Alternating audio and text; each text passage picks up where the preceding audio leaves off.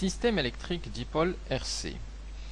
Alors, avant de parler des dipôles RC, de leur comportement particulier, on va commencer par rappeler quelques petites lois d'électricité, les lois d'Ohm, comment calculer une puissance, comment calculer une énergie, pour rappeler les petites choses de première et de seconde.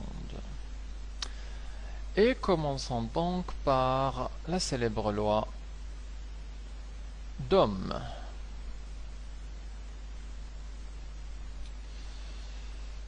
La loi d'Ohm, c'est une loi, c'est une relation applicable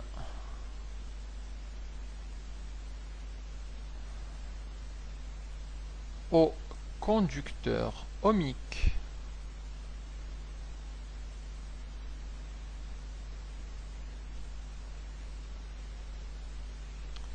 de résistance R.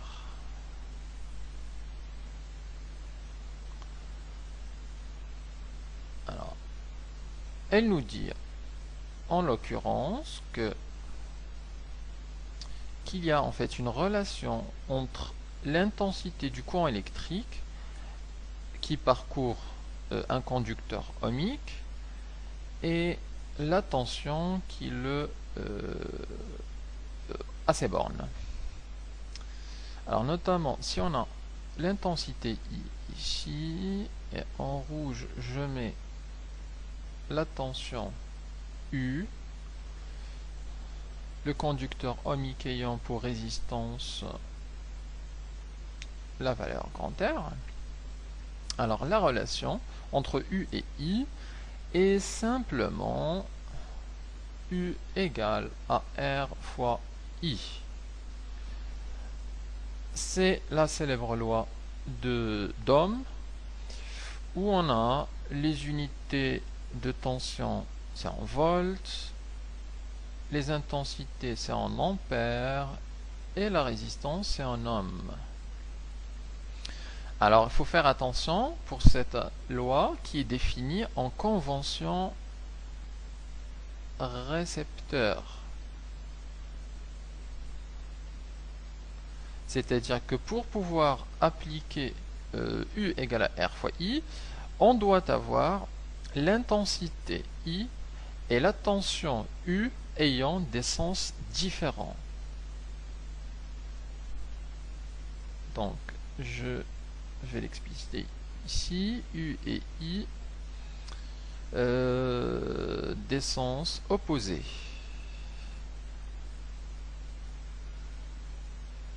C'est à cette condition-là qu'on peut écrire que U égale à R fois I. On peut trouver dans d'autres exercices des exemples avec une convention, avec un conducteur ohmique, mais qui n'est pas en convention récepteur. Exemple, alors je vais donner simplement ici un exemple. Ici, on a un générateur de tension, la tension E, on a l'intensité I comme ça, et on vient et on trace la tension de cette résistance dans ce sens-là. Et on l'appelle UR, on nous dit qu'elle a pour valeur R, et on veut une relation entre UR et I. Alors dans ce cas-là, on remarque que le I et le U ne sont pas en convention récepteur, donc la relation en fait va prendre un signe moins. Donc à appliquer sur ce cas particulier, donc ça nous donnerait UR égale à moins R fois I. Donc il faut bien comprendre cette histoire de convention récepteur qui, si elle n'est pas respectée, enfin elle nous rajoute un signe moins. Donc, gardons à l'esprit que la loi d'Ohm s'applique pour un conducteur ohmique. La tension U et l'intensité I sont dans des sens opposés. On applique U égale à R fois I.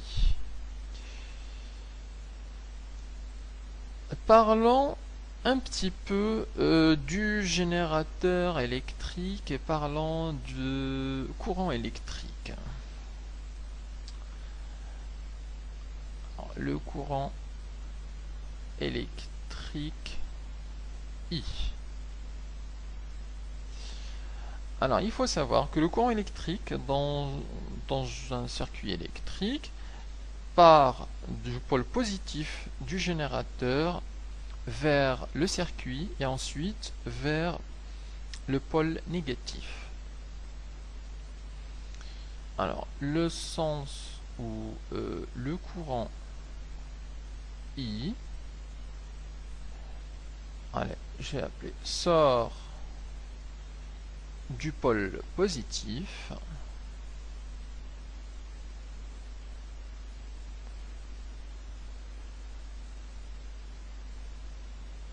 donc en notant en général avec un plus, du pôle positif, traverse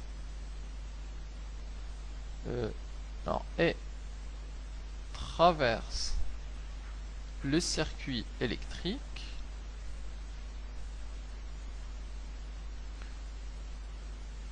pour ensuite revenir au pôle négatif et revient au pôle négatif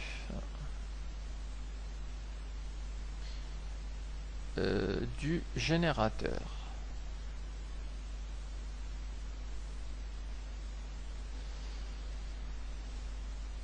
Et donc, lorsqu'on est dans un circuit électrique, alors je prends un exemple, un conducteur ohmique, une bobine, qu'on verra en détail par la suite. Je mets ici un condensateur, C, et on nous dit de tracer le sens du courant électrique dans ce circuit-là. Alors, c'est assez facile. On repère le pôle positif. Le courant sort du pôle positif, comme ça, parcourt donc le circuit électrique, il rentre dans le condensateur, dans la bobine, dans la résistance, et puis il revient par le sens vers le pôle négatif du générateur.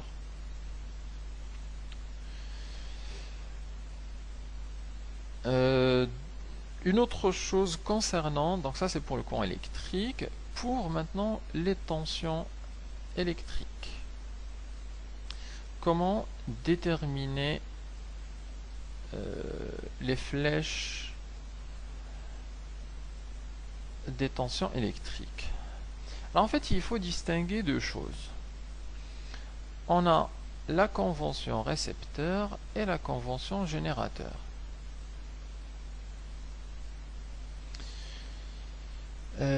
Notamment dans la convention récepteur,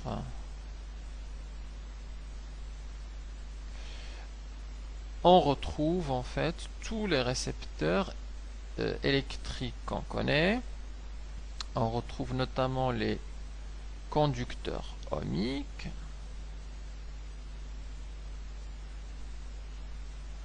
on retrouve les condensateurs, les bobines, les diodes, les lampes, etc., etc. Tout ce qu'on peut appeler comme récepteur, eh bien, suit la convention récepteur. Alors, c'est quoi la convention récepteur? En fait, elle nous dit simplement que si on a un récepteur, une résistance, une bobine, alors je donne aussi l'exemple d'une diode, elle nous dit que si le courant rentre par ici par exemple, alors la tension elle doit être en sens inverse. C'est-à-dire que la tension doit être dans le sens inverse.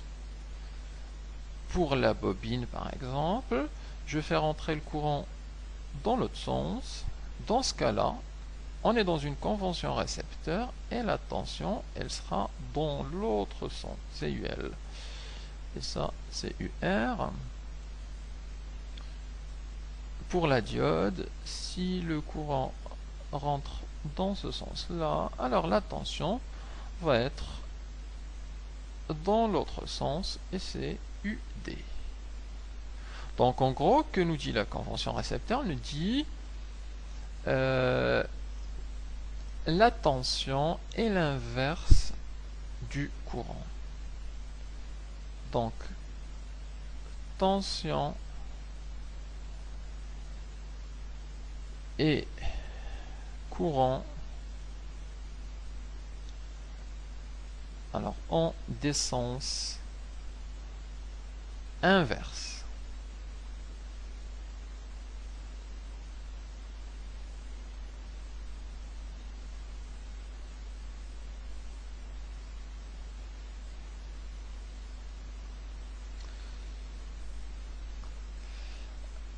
À part la convention récepteur, on a une deuxième convention, c'est la convention dite générateur.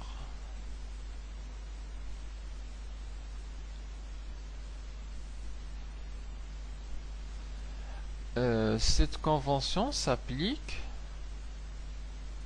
au générateur électrique. Alors, qu'est-ce qu'on connaît comme générateur électrique? On connaît les sources de tension continue, de tension. On peut trouver des sources continues ou alors des sources alternatives.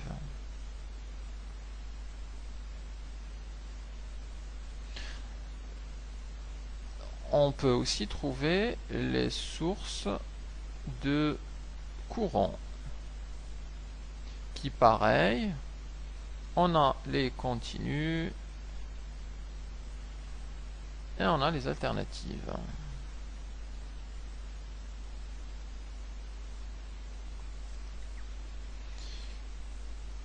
Donc les sources de tension que vous trouvez, alors si j'allais tracer ici, on aurait une source de tension comme ça. C'est une source qui fournit une tension continue qu'on verra pas mal dans les RC/RL, et on a les sources de courant représentées comme ça, qui fournit un courant électrique. Alors qu'est-ce qui se passe pour la convention générateur? En fait, la convention générateur nous dit que le courant I et la tension U sont dans le même sens. Et on a ici la tension E. De même que pour la source de courant, si le courant est comme ça, alors la tension au bord est dans le même sens. Et donc, la convention nous dit que la tension et le courant ont le même sens.